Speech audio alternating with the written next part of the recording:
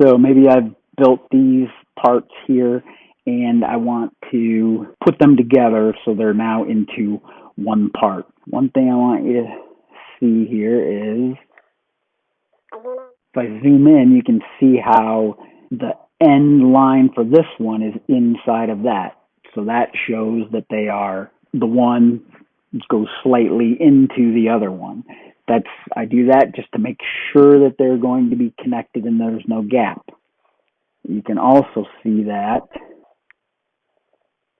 if you zoom in on this one, you can see the dotted line here of the one that's selected is inside of this line, which is the outside of this piece. So I can tell that one is slightly inside the other, so they will be connected. So I'm showing you that now because when we group them, then I'll show you the difference.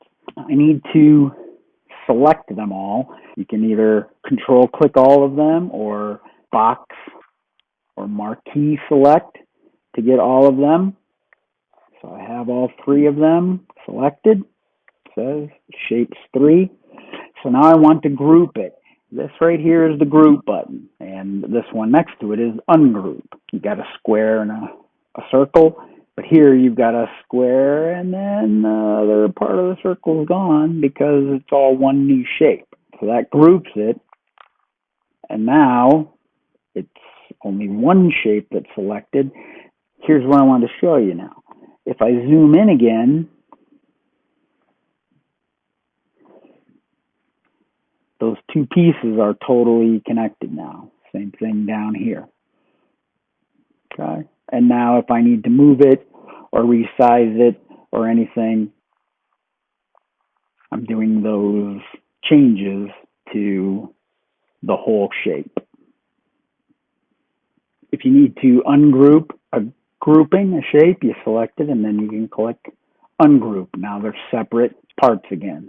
You can select them separately. Now, if you have a shape and you have it perfect exactly how it's supposed to be, you can also always click this lock here to lock it.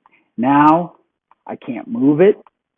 I can't select it. I can't change. I can't do anything. Once I have something where it needs to be, so everything is perfect, right? You might lock it so you can now build around it or whatever, but you can't change it by accident.